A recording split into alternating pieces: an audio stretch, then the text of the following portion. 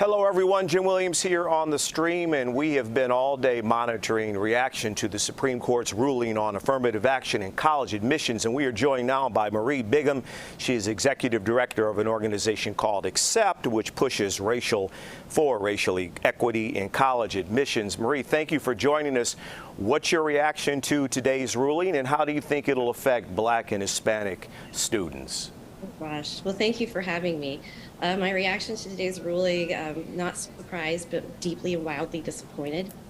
I am incredibly heartened, however, in reading the dissents by Justices Sotomayor and Jackson. They are fiery and angry, and I think point to the right direction. I think not only is this going to potentially impact Black and Brown students, I think this is going to impact all of us as a country in the long term. In the short term, we're going to have fewer people with access to higher education. We're going to have fewer people of color representing our stories in places like the Supreme Court, where our truth needs to be told. I also know that this fight's not going to end. So folks like me, folks like the students who were represented so well in these cases, the civil rights community, we're not going anywhere. We're going to keep fighting. Marie, Chief Justice John Roberts wrote, these are his words, he said the programs at Harvard and the University of North Carolina unavoidably employ race in a negative manner and involve racial stereotyping, and you say what? I say that I think that's a gross misunderstanding of how holistic admissions actually works, of how the very well-trained people in this profession understand how to read a student's story, their life experiences, and understand how race is a part of that, but not the only aspect of their lives that make them that unique individual.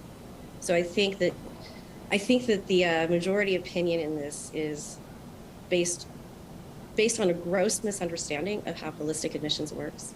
It's based on a lot of opinions about how some justices think race should be attacked or addressed. I think it's based, frankly, on vibes instead of fact and law.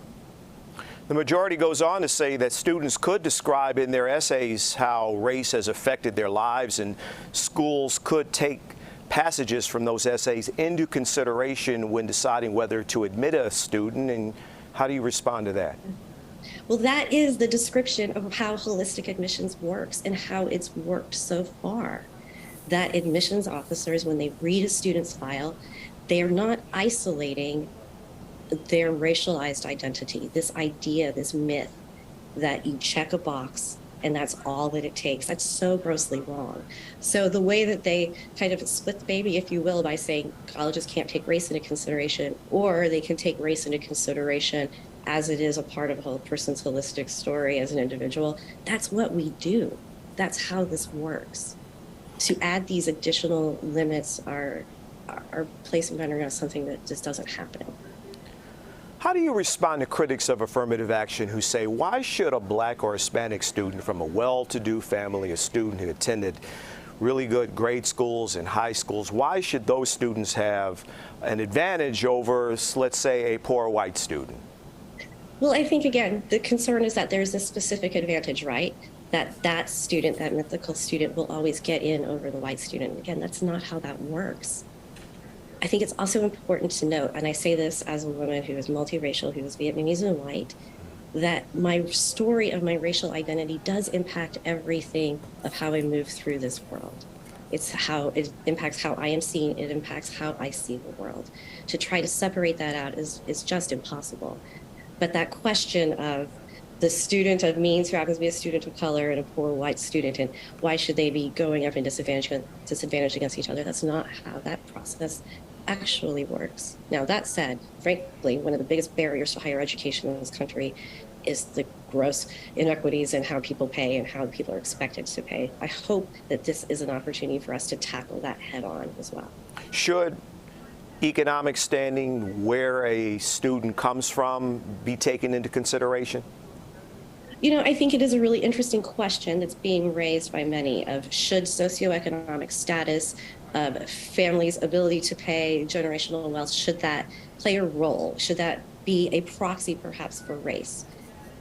I think that something that's important to note that every study has shown is that problems that have a racialized impact need a racialized solution to actually work.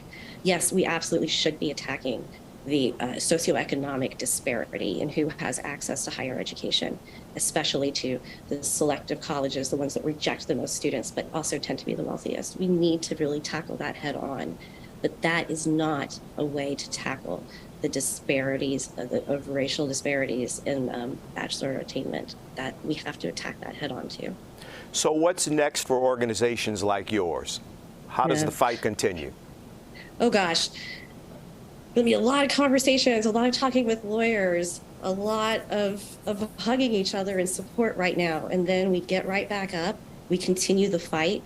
The fight for civil rights is not going to end. This is a long story, right? We've been doing this for a long time. We're going to continue doing this. We consider all the tactics. As institutions, we hope that they certainly follow the letter of the law, but maintain focus on their missions, and that they take every advantage of places where they can make those differences and change. So what are we doing next? We're going to pick up. We're going to keep moving. We're going to keep fighting.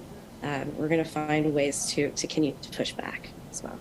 Marie Bigham from the group Accept down in New Orleans. Thank you for joining us this afternoon. Thank you. Thank you. Have a good one. Thank you. We'll have much more on this on our television side at 4, 5, and 6, and 10, of course, and throughout the day here on the stream. I'm Jim Williams. Have a great day.